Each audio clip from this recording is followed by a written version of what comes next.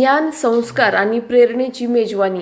सकाळ महोत्सवाला नागरिकांचा उत्स्फूर्त प्रतिसाद. सावडी येथील जॉगिंग ट्रॅक मैदानावर गुरुवारी ज्ञान, संस्कार आणि वाचन संस्कृतीचा उत्सव रंगला.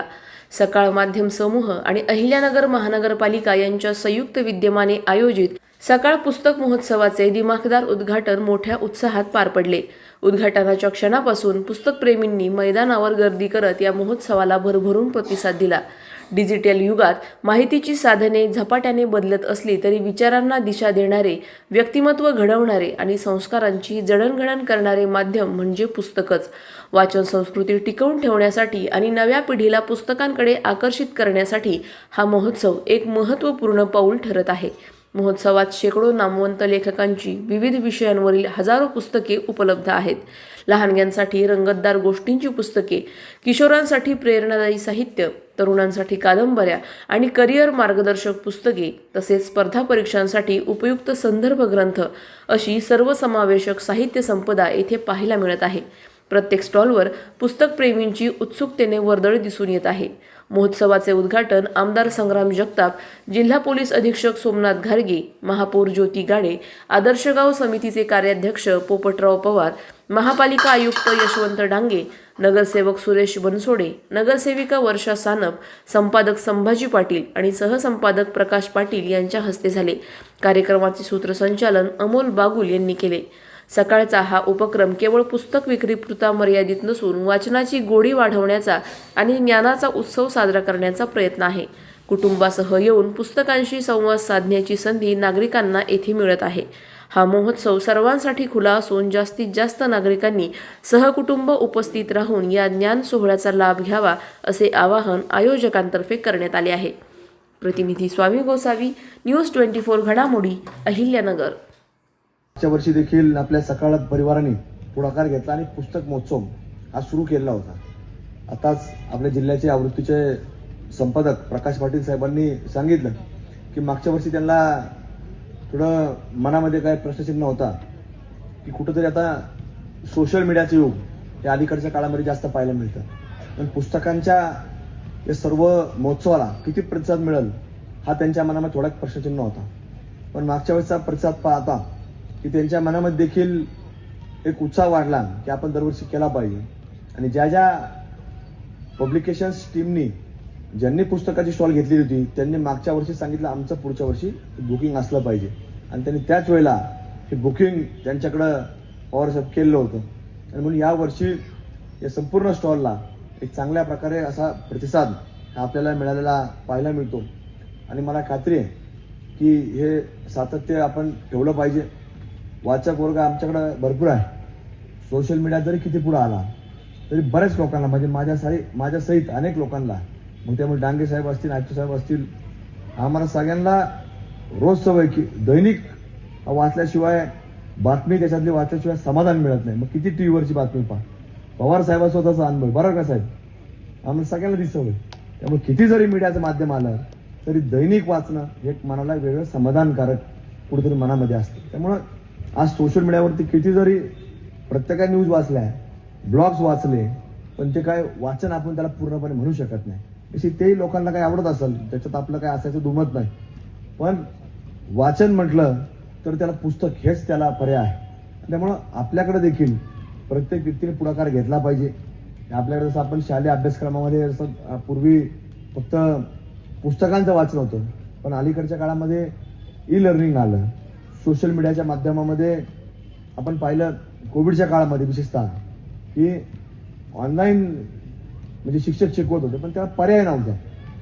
आता वर्गामध्ये, शाळेमध्ये देखील आता प्रत्येक शाळेमध्ये ई लर्निंग हे फार महत्त्वाचं आहे, किंवा तिथं ई लर्निंगचा एक वेगळा वर्ग देखील असतो. पण याच्यापेक्षाही ज्यावेळेस जोपर्यंत शिक्षक येत नाहीत, शिक्षक शिकवत नाहीत आणि शिक्षकाला ज्यावेळेस त्या विद्यार्थ्याचं लक्ष आहे का नाही समजतं, तसं ई लर्निंगमध्ये हे फार समजू शकत नाही. आपण ज्यावेळेला काही विद्यार्थी वर्गामध्ये असताना आपण पाहतो एखादा शिक्षक पोटतिडकीने शिकवत असतो, पण काही काही विद्यार्थ्यांचं फक्त फळ्याकडे पाहत असतात, शिक्षकाकडे पाहत असतात, पण त्याची नजर तिकडे असते, पण लक्ष मन वेगळ्या ठिकाणी असतं. पण हे शिक्षकाला कधी कधी कळतं. मग शिक्षक त्याला विचारतात, हे जरा उठ बरं तू, त्याचं त्याच्याकडे लक्ष नसतं. मग शिक्षकाला तो खडू तोडावा लागतो, मागचा तुकडा आणि त्याला फेकून मारावं लागतं, मग त्याचं लक्ष लागतं. अरे शिक्षक आपल्याला मानतात आणि मग शिक्षक त्याला उठवतात, विचारतात काय शिकवलं, नाही तो म्हणतो माझं लक्ष नाही. पण हे वास्तविकता हे ई लर्निंगमध्ये येऊ शकत नाही. त्यामुळे याचा दुसरा भाग हा समोरच व्यक्ती कुठेतरी शिकवायला लागतो. त्यामुळं आपल्याला पुस्तकं जोपर्यंत आपले पुढची जनरेशन वाचत नाही तोपर्यंत विचार घडत नाही आणि जोपर्यंत पुढची पिढी ही साहित्यिक निर्माण होत नाही तोपर्यंत पुढच्या पिढ्या तोपर्यंत या वैचारिक घडणार नाही. आणि त्यामुळे अलीकडच्या काळामध्ये आपण पाहतो की नवीन पिढीची हल्ली वैचारिक पातळी आपल्या कुठेतरी आता ती हळूहळू ढासळत चाललेली पाहिलं नाही. त्यामुळे पुढच्या पिढीमध्ये जर वैचारिक पिढ्या जर घडवायच्या असतील तर त्याच्यामध्ये वाचन संस्कृती ही पुढच्या पिढीमध्ये रुजवणं अत्यंत गरजेचं आहे. त्यामुळे ती आपल्या प्रत्येक व्यक्तीची ही सामूहिक जबाबदारी आहे. ती काही एकट्या कुठल्याही शिक्षकाची नाही, पब्लिकेशन कंपन्याची नाही, एखाद्या साहित्यिकाची नाही, तर याच्यामध्ये शासन असल, प्रशासन असल, असणारी जी सोशल क्षेत्रामध्ये सामाजिक क्षेत्रामध्ये काम करणारे लोक असतील या प्रत्येक व्यक्तीचं याच्यामध्ये खरं तर महत्वाचं योगदान हे असणं तितकंच गरजेचं आहे. म्हणून पुढच्या काळामध्ये आपल्याला वेगवेगळ्या विषयांवरती सातत्य ठेवून काम करणं गरजेचं आहे.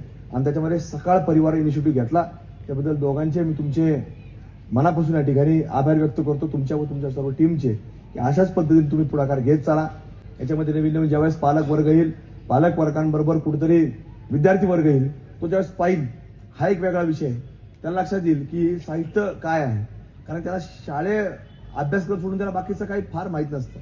पण ज्या वेळेला तो पालक वर्गापर्यंत येईल त्या विद्यार्थ्याला कळेल की साहित्य काय असतं, साहित्य क्षेत्र काय आहे, त्याचं महत्व काय आहे. आज जो छत्रपती शिवाजी महाराजांचा जन्मोत्सव आपण साजरा करतो ते जुन्या काळातल्या जुन्या पिढीतल्या लोकांनी संशोधन करून त्याच्यावरती लिखाण केलं आहे. जुनं त्यांच्या काळातलं लिखाण लोकांनी सापडून त्याची नवीन पुस्तकं केली, त्याच्यावर विश्लेषण मांडलं प्रत्येकाने आणि त्याच्यातनं आज इतिहास घडतोय. आणि म्हणून महात्मा ज्योतिबा फुलेंनी सर्वात पहिली याच्यावर अभ्यास करून ही पहिली शिवजयंती ही जगामध्ये जर कुणी सुरू केली असेल तर ती महात्मा ज्योतिबा फुलेंनी केली होती. आणि महात्मा फुले देखील स्वतः एक म्हणजे वाचक होते, साहित्यिक होते. त्यांनी अनेक वेगवेगळ्या विषयांवरती वेगवेगळं मत मांडलं, वेगवेगळ्या विषयावर त्यांनी काम केलं. आणि म्हणून आज कुठेतरी या शिवजयंतीचा एक उगम ह्या महात्मा ज्योतिबा फुलेंनी आपल्याला घडून आणलेला आहे.